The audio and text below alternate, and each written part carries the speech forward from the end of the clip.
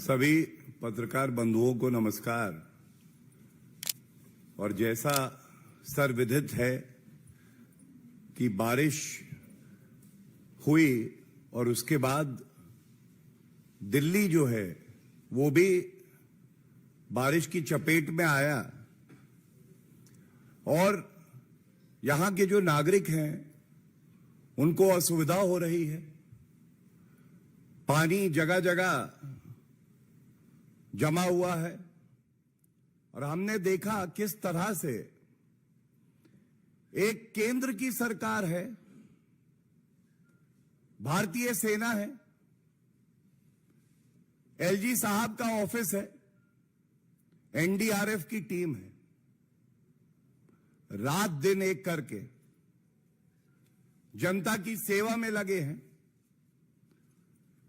बताया जा रहा है कि एनडीआरएफ की 18 टीमें आज जगह जगह दिल्ली के नागरिकों को रेस्क्यू ऑपरेशन चलाकर सुरक्षित कर रही है, सुनिश्चित कर रही है कि वो अगर कहीं भी फंसे हैं तो उनको यथाशीघ्र निकाला जाए।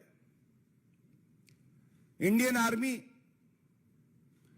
वो काम कर रही है जो एक चुनी हुई दिल्ली की सरकार को एक निठल्ले, भ्रष्टाचारी, धोखेबाज मुख्यमंत्री अरविंद केजरीवाल को करना था। और मैं भारतीय जनता पार्टी की तरफ से धन्यवाद करना चाहूंगा भारतीय सेना को, एनडीआरएफ की टीम को, तमाम ऐसे नागरिक हैं जो लोग अपनी जिम्मेदारी का निर्वहन कर रहे हैं। एक तरफ केंद्र सरकार का यह निश्चय है कि हम जनता के साथ खड़े हैं और उचित कार्रवाई करेंगे। दूसरी तरफ पूरा भारत जान गया अरविंद केजरीवाल घोटालेबाज हैं। अब यह भी सामने आ गया है कि ये बड़े बहानेबाज हैं। बहानेबाज क्यों कहा जा रहा है, यह समझने की आवश्यकता है। बहुत दुख होता है कि अगर एलजी साहब अपना काम कर रहे हैं, केंद्र की सरकार के साथ समन्वय बैठा रहे हैं, अरविंद केजरीवाल की उपस्थिति में अरविंद केजरीवाल सरकार के मंत्री ही दोषारोपण करते हैं और एनडीआरएफ को भी नहीं बख्शते हैं और अरविंद केजरीवाल चुप रहते हैं। आज ये पूछा जाएगा, अरविंद केजरीवाल जी, आप जब कोविड महामारी ने पूरे भारत को और विश्व को अपनी चपेट में लिया और दिल्ली में नागरिक ऑक्सीजन सिलेंडर मांग रहे थे, अस्पताल में बेड की सुविधा हो, यह सुनिश्चित आपको करना था, दवाई हो यह आपको सुनिश्चित करना था। तो अरविंद केजरीवाल जी ने बोला, देखिए जी, ये जो बिहार के लोग आ रहे हैं उसकी वजह से बेड की कमी हो गई है। अच्छा, प्रदूषण की समस्या आई, अरविंद केजरीवाल जी ने पूर्व सरकार जो पंजाब में थी उस पर दोषारोपण किया, हरियाणा सरकार के लिए कहा कि यह जिम्मेदार है, लेकिन खुद जो करना था वो नहीं किया। अब जल का संकट आया, यहां दिल्ली में हम देख रहे हैं किस तरह से पानी जगह जगह भरा हुआ है। अब बता रहे हैं कि गलती हरियाणा की सरकार की है और यह दुख होता है कि उनके मंत्री जिनको अभी कार्य करना है वो कह रहे हैं षड्यंत्र हो रहा है। षड्यंत्र हो रहा है। भारतीय सेना जो दिन रात जनता की सेवा में लगी है, ये षड्यंत्र कर रही है। एनडीआरएफ षड्यंत्र कर रहा है। केंद्र की सरकार, एलजी साहब जो जनता के लिए खड़े हुए हैं दिन रात, सुबह शाम, ये षड्यंत्र कर रहे हैं।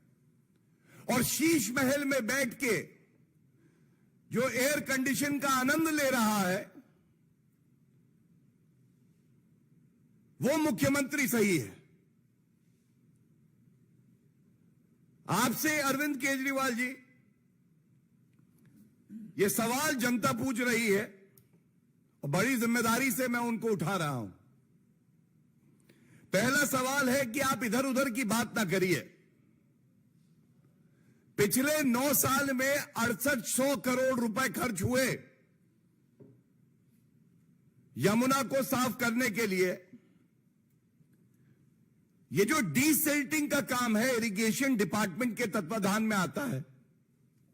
कृपया करके ये बताइए, 9 साल में आप यमुना की डीसिल्टिंग क्यों नहीं कर पाए? पहला सवाल है आपके लिए। और आप इसलिए नहीं कर पाए क्योंकि आपको जो शराब के ठेकेदार थे उनके साथ बैठक करनी थी, शराब का घोटाला करना था। आपको शीश महल बनाना था, जनता की गाड़ी कमाई से भ्रष्टाचार का महल खड़ा करना था। कोविड की महामारी में आप छुप गए, दुबक गए।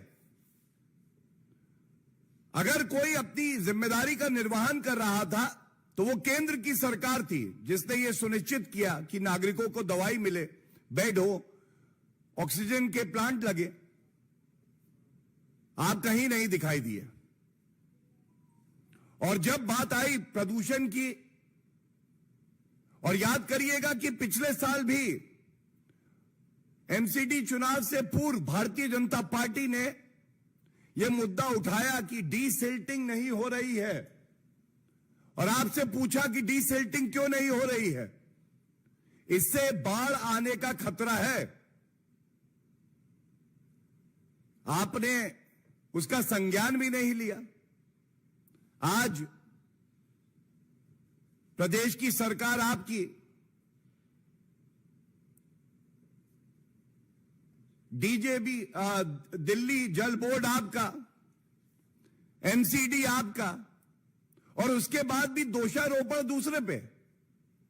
ऐसा क्यों है? दूसरा सवाल जो आपसे पूछा जाएगा, यह बात तमाम प्लेटफॉर्म पे उठाई गई है।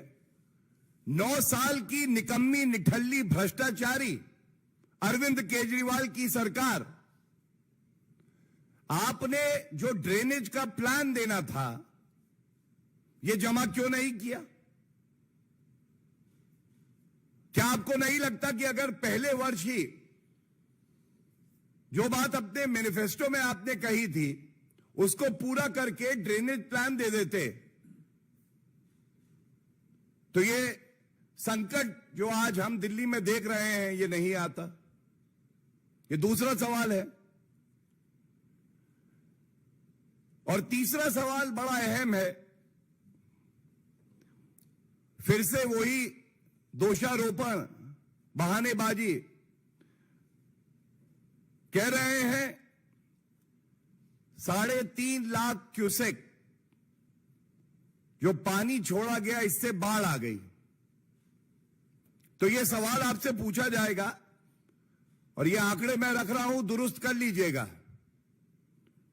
2013 और 2019 8 लाख क्यूसेक पानी छोड़ा गया।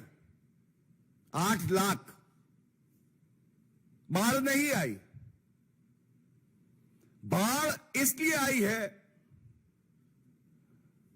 क्योंकि दिल्ली के जो मुख्यमंत्री हैं उनकी प्राथमिकता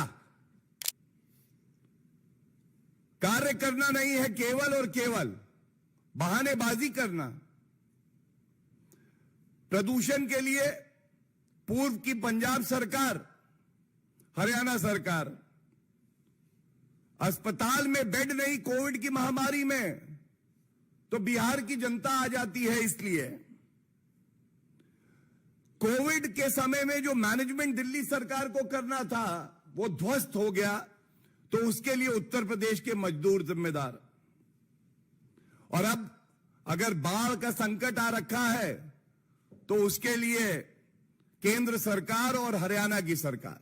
अरे अरविंद केजरीवाल जी, आप मुख्यमंत्री बने किस लिए हैं, यह सवाल तो पूछा जाएगा।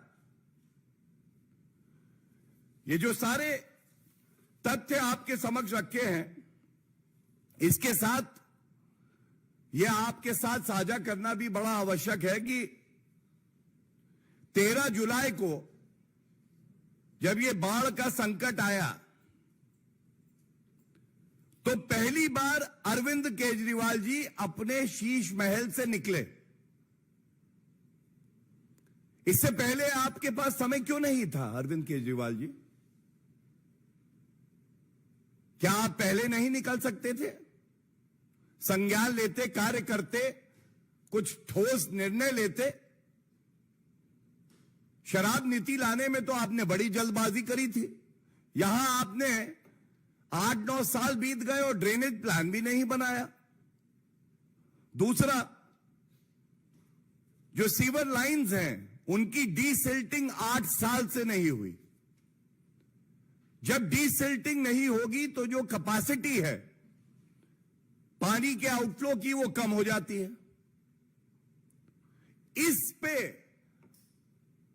अराजक अपराध पार्टी थी, जो अब धोखेबाज पार्टी भी है, बहानेबाज पार्टी भी है, कुछ नहीं बोल रही। आज उनके एक वरिष्ठ नेता ने प्रेस कॉन्फ्रेंस करी, षड्यंत्र हो रहा है हमारे खिलाफ। ये जो तथ्य हम उठा रहे हैं, इस पे अरविंद केजरीवाल जी एक शब्द बोलेंगे।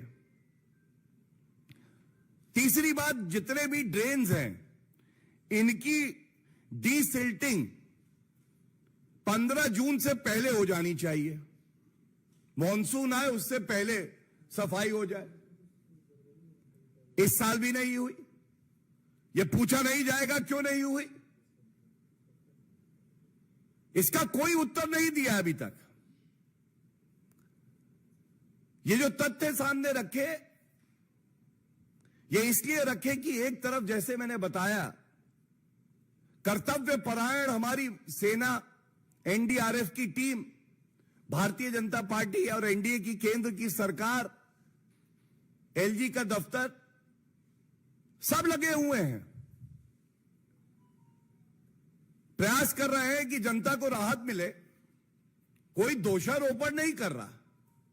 अरविंद केजरीवाल जी निठल्लेपन का पर्याय है, ये बात बाद में उठाएंगे। लेकिन दुख होता है कि जब एक सर्वे चल रहा है और एलजी की उपस्थिति में, केजरीवाल की उपस्थिति में उनका मंत्री एनडीआरएफ पे दोषारोपण करे और ये ना बताए कि किस तरह से एनडीआरएफ रात दिन काम कर रही है। और एनडीआरएफ का काम डीसिल्टिंग नहीं है अरविंद केजरीवाल जी। एनडीआरएफ का काम यह नहीं है कि 15 जून से पहले सफाई हो जाए। यह काम एक चुनी हुई सरकार अरविंद केजरीवाल का था। एनडीआरएफ का काम है अगर कोई नागरिक फंसा है तो उसको रेस्क्यू करना, रिलीफ ऑपरेशन को जमीन पर, धरातल पर उतारना, और वो एनडीआरएफ कर रही है और हमें इस बात पे गर्व है। मैं अंत इतना ही कह के करूंगा, एक ट्वीट जो है यह अरविंद केजरीवाल का वक्तव्य है, आम आदमी पार्टी के ट्विटर हैंडल से किया गया है। यह तारीख है 14/7/23, कल ही का है, पुराना नहीं है। और इसमें यह खुद मान रहे हैं यहां आईटीओ में ड्रेन में ब्रीच की वजह से तो राजघाट पर नाले से पानी के बैकफ्लो के कारण पानी भरा है। बैकफ्लो के कारण अपनी विफलता का कबूलनामा, अच्छा होता ट्वीट यह बताता कि डीसिल्टिंग क्यों नहीं हुई और बैकफ्लो क्यों हो रहा है। बल्कि प्रमाण दे रहे हैं अपने निठल्लेपन का, अपनी जो ये घूसखोरी करते हैं, घोटाला करते हैं उसका। और मैं इतना ही कहूंगा, अगले कुछ दिन भारतीय जनता पार्टी, तमाम एजेंसियां प्रतिबद्ध है कि नागरिकों की सेवा करें, उनको रेस्क्यू करें, और हम सभी ठोस कदम उठा रहे हैं। एक निठल्ले धोखेबाज मुख्यमंत्री को तय करना है कि इस संकट की घड़ी में वो जनता की सेवा करना चाहते हैं या ओछी, हल्की, घटिया, निंदनीय राजनीति करना चाहते हैं। धन्यवाद। धन्यवाद। अब मैं निवेदन करूंगा पश्चिमी दिल्ली से सांसद श्री परवेश साहब सिंह जी से कि आप सबको संबोधित करें। परवेश जी।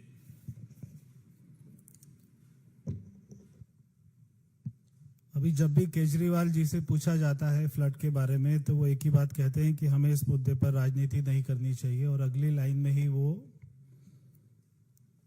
इसका दोषारोपण करने चाहते हैं हरियाणा सरकार को, अथनी कुंड को, या और अपना नरेंद्र मोदी जी को, एलजी साहब को।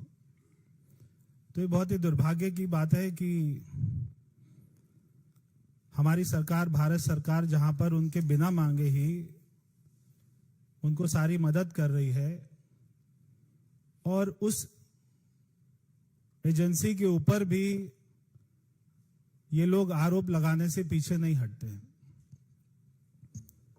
एक एनडीआरएफ जैसी एजेंसी, जिन्होंने ना केवल, हम जानते हैं केदारनाथ में जब आई थी बाढ़, तो वहां पर पहुंचकर सब लोगों को रेस्क्यू किया था, और देश के अनेक कोने कोने में इससे फर्क नहीं पड़ता कि कौन से राज्य में क्या सरकार चल रही है, एनडीआरएफ हमेशा वहां पर पहुंच जाती है।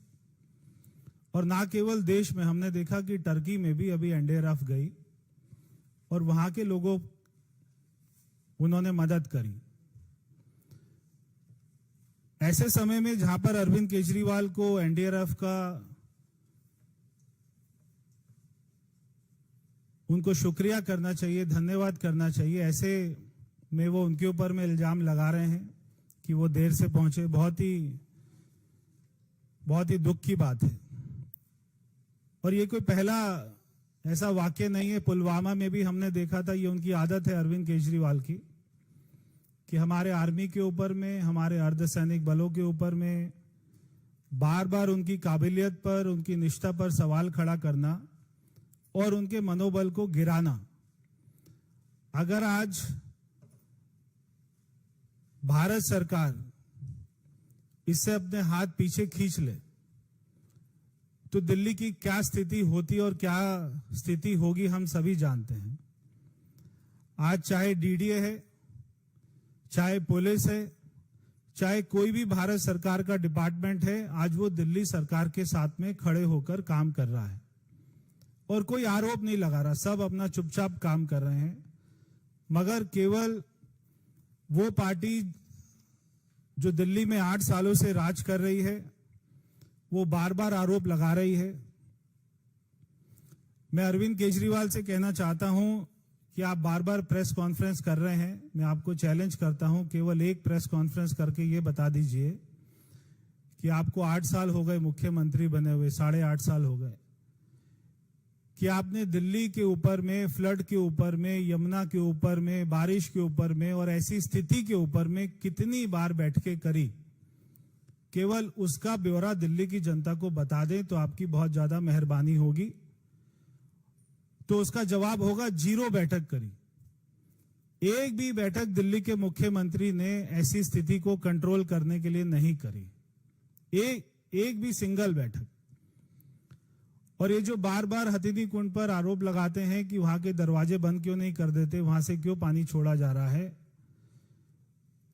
अभी गौरव जी ने बताया 23 मई को, इसी साल में 23 मई को बैठक हुई थी, जिसमें दिल्ली सरकार के भी इंजीनियर लोग वहां पर मौजूद थे। कोई बड़े अधिकारी नहीं थे, इंजीनियर लोग मौजूद थे।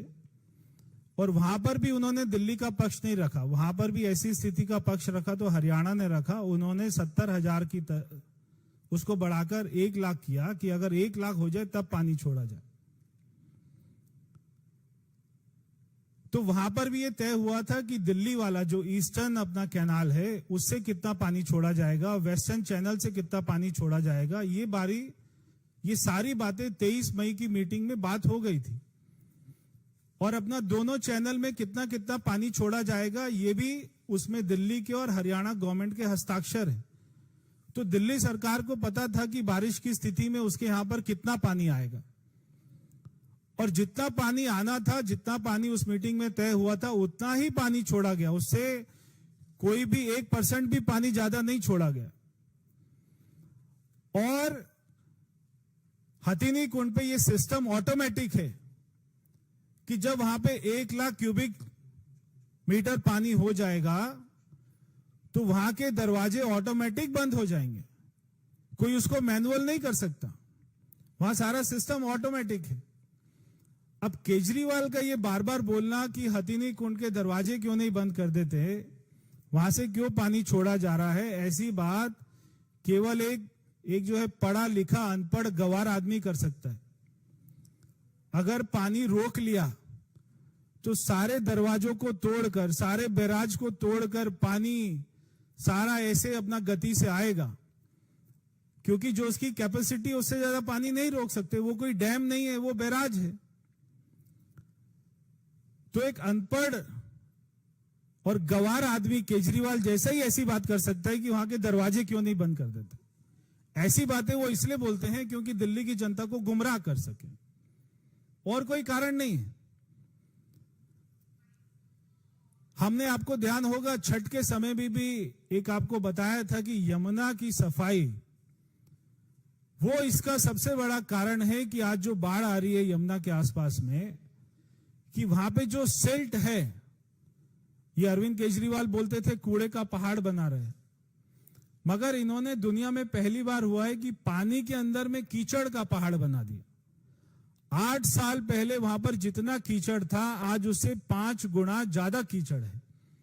8 सालों में यमुना में एक बार भी डीसिल्टिंग नहीं हुई है। आज जो वजीराबाद रिजर्वेयर है, आज केवल वो अपनी 10% कैपेसिटी पर चलता है। उसके अंदर में इतना सिल्ट है कि जब पानी कम आता है तो केजरीवाल बोलते हैं पानी नहीं छोड़ रहे, दिल्ली की जनता को पानी नहीं मिल रहा। पानी आता है तो वजीराबाद रिजर्वेयर को यूज नहीं करते क्योंकि वो केवल 10% कैपेसिटी पे चल रहा है। अगर वो पानी वहां पे स्टोर हो तो उस पानी को दिल्ली की जनता भी यूज करे, और अगर वो सिल्ट हटा दें तो उसकी कैपेसिटी और बढ़ेगी, और ये जो पानी इधर उधर जा रहा है ये उसमें ही ठहर सकता है। मगर हम तो कुछ काम करेंगे नहीं, क्योंकि हमें मालूम है कि अगर ऐसी स्थिति आएगी तो नरेंद्र मोदी जी आ जाएंगे, वो एलजी साहब को फोन करके पूछेंगे और सारी फोर्स को, आर्मी को, एनडीआरएफ को लगा देंगे। और हमारा काम तो एक ही है कि हरियाणा, यूपी और पीएम और एचएम और एलजी, ये 5 लोगों के ऊपर में आरोप लगाना और उससे बच जाना। हमारा काम तो केवल यही है। तो आपने 8 साल में ड्रेनेज सिस्टम की रिपोर्ट जो 2018 में बनी थी, और हाई कोर्ट ने भी आपको कहा कि अभी तक काम क्यों नहीं हो रहा, तो आपसे हाई कोर्ट ने जब पूछा कितना काम हुआ ड्रेनेज पर, तो आपने कहा 0% काम हुआ हाई कोर्ट में। और वो रिपोर्ट बनी हुई है 2018 की। अगर आपकी यमुना में डीसिल्टिंग हो जाए और आसपास की वो जो 2-2 फुट की दीवार है उसको आप थोड़ा बड़ा कर दें, और आसपास की जो रोड है, रिंग रोड है, वो तो पीडब्ल्यूडी की है, दिल्ली सरकार की है। वहां पे कोई ड्रेनेज सिस्टम नहीं है, वहां पे कोई सीवर सिस्टम नहीं है। वहां पे जैसे ही पानी आता है तो पानी रुक जाता है, क्योंकि सारा चौको ब्लॉक है। तो आप अपने सिस्टम को दुरुस्त नहीं करेंगे, आप केवल आरोप लगाने का काम करेंगे। ये बहुत ही शर्मिंदगी की बात है। बार बार चाहे दिल्ली में हवा खराब हो तो वो भारत सरकार कर रही है, हरियाणा कर रही है, पंजाब नहीं कर रहा, हरियाणा कर रही है। दिल्ली का पानी मैला हो तो वो भारत सरकार जिम्मेदार है। हमारे दिल्ली की जमीनों पर ऐसी बाढ़ सी स्थिति आ जाए तो वो हरियाणा कर रहा है या हथिनी कुंड कर रहा है। 45 साल पहले ऐसी स्थिति आई थी बाढ़ वाली, आज 45 साल बाद आ रही है, क्योंकि आपने काम कुछ नहीं किया। जब आप कोई काम नहीं करते और अपने शीश महल की सुविधा में उसको भोगने में लगे रहते हैं, या जब आपको काम करना था तब आप जा रहे थे विपक्ष की पार्टियों के पास में मोदी जी को हराने के लिए, गठबंधन करने के लिए। दिल्ली में जब ऐसी फ्लड वाली स्थिति होती है तो एक आपका फ्लड बुलेटिन बनता है, और वो फ्लड बुलेटिन में ये होता है पहले से ये जितनी भी तैयारियां ये आज नहीं होती हैं। बारिश आने वाली है जून जुलाई के महीने में, सारी दुनिया को पता है कि दिल्ली में बारिश आती है। तो आपकी ये स्थिति, आपकी मीटिंग कब होनी चाहिए? आपकी मीटिंग होनी चाहिए 6 महीने 8 महीना पहले। आपके सारे अधिकारी बैठने चाहिए। जो आईटीओ का गेट टूटा, क्या वो मजबूत है या?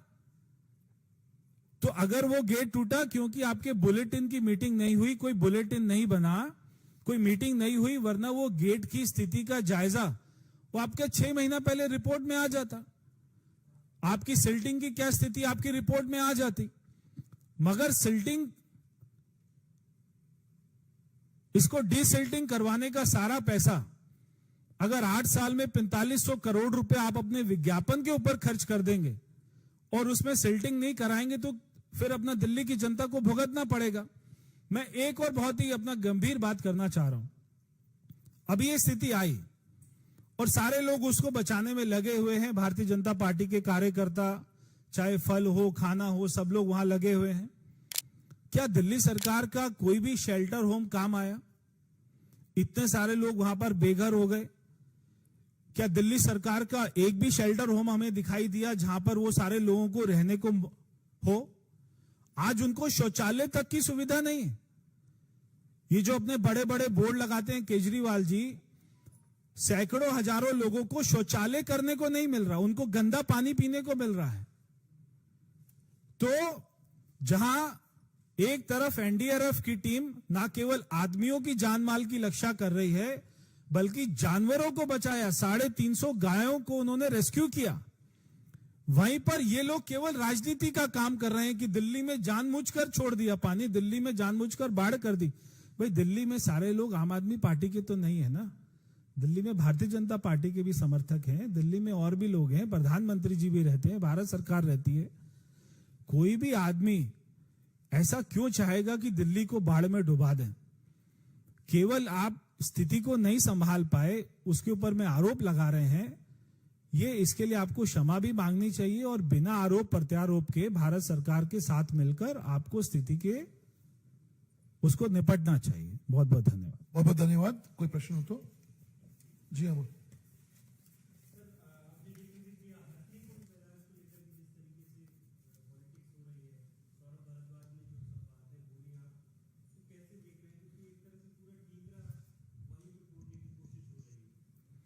देखिए ऐसा है कि आपने जो बात कही, ठीकरा फोड़ने का ही प्रयास हो रहा है, अपनी जिम्मेदारी का एहसास नहीं हो रहा, यही परेशानी है।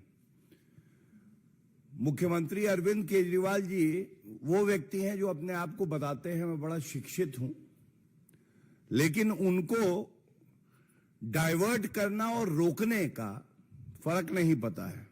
उनको जो कैनाल होता है और जो नदी होती है उसका फर्क नहीं पता है। और अरविंद केजरीवाल जी को यह भी समझना होगा कि आप हेड रेगुलेटर और क्रॉस रेगुलेटर ये क्या होता है, ये टेक्निकल शब्द है, इसलिए मैं सिर्फ यही कहूंगा इसका अध्ययन कर ले। मूल भावना जो है उसको समझने की आवश्यकता है। आपके ऊपर एक जिम्मेदारी जनता ने दी, आप निठल्ले हैं, भ्रष्टाचारी हैं, आप घोटाले कर रहे थे, कमी रह गई।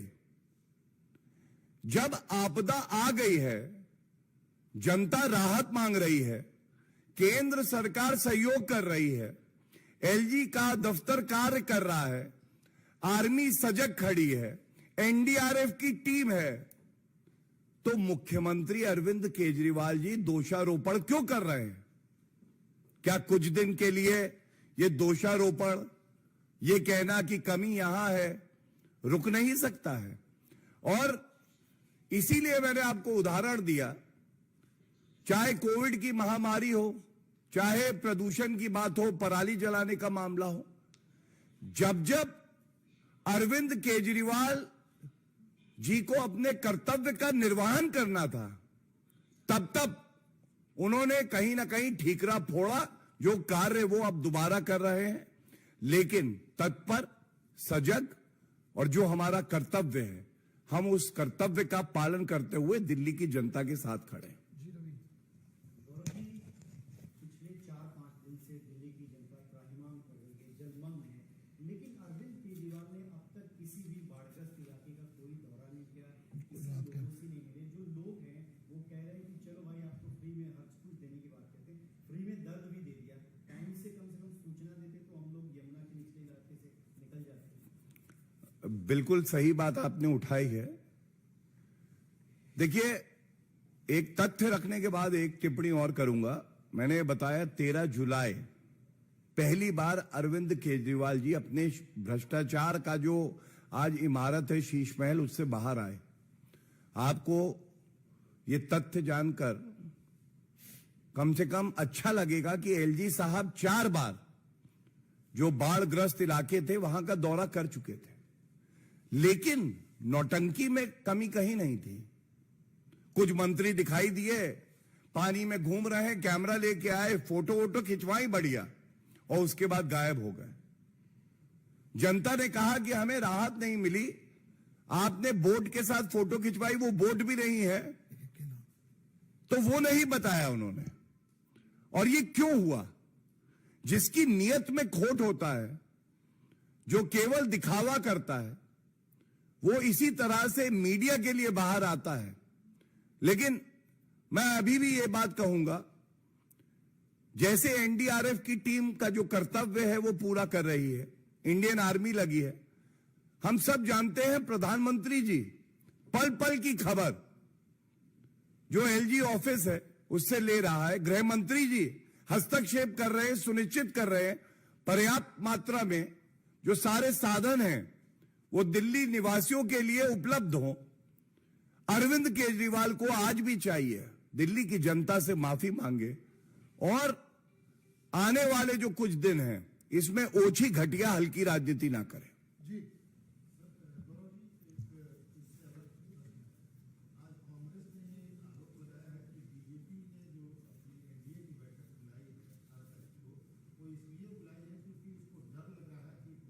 मैं रिक्वेस्ट करूंगा, मैं इस पे उत्तर दे दूंगा अगर इस विषय पे कोई और प्रश्न हो, और उसके बाद आपके प्रश्न का उत्तर। अपना अंबुज।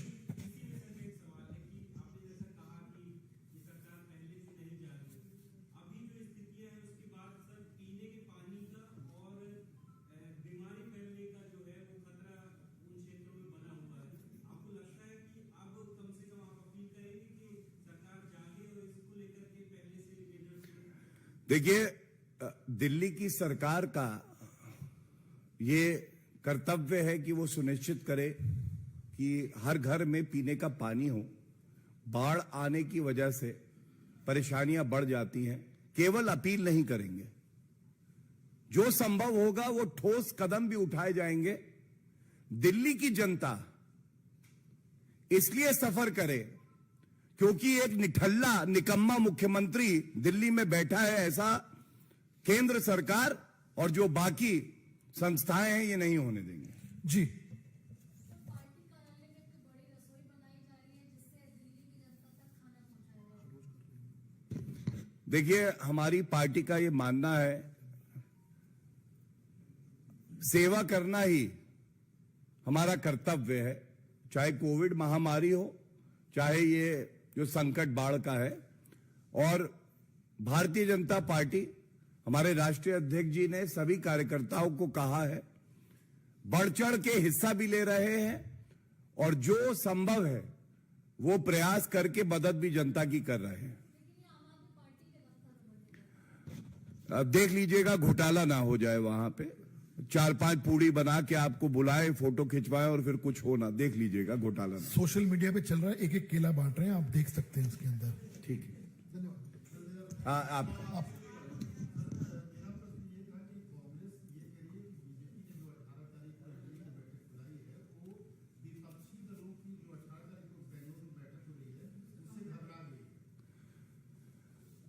ऐसा जग जाहिर है कि कांग्रेस के अंदर बड़ी घबराहट है। नेता उनके पास है नहीं, नीति है नहीं।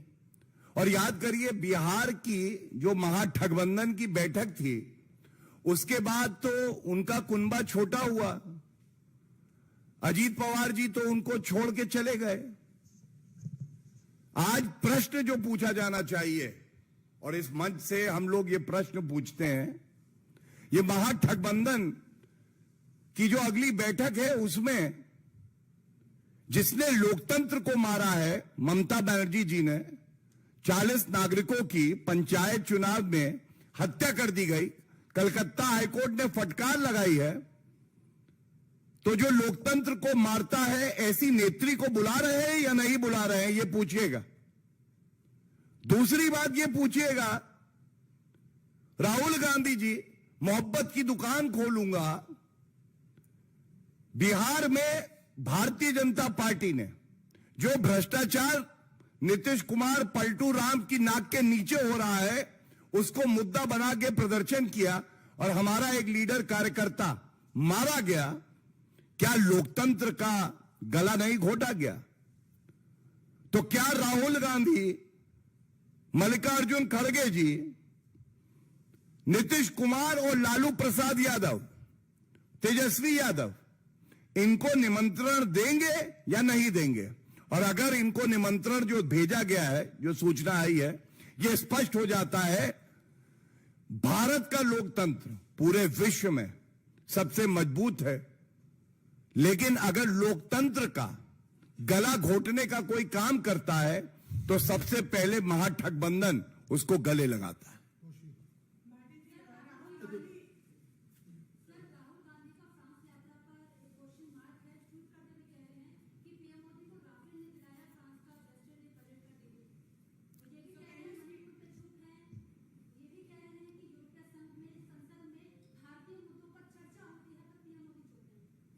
देखिए, मैं केवल एक लाइन, जस्ट रिलेटेड है। अच्छा, प्लीज प्लीज प्लीज। प्रज्ञा,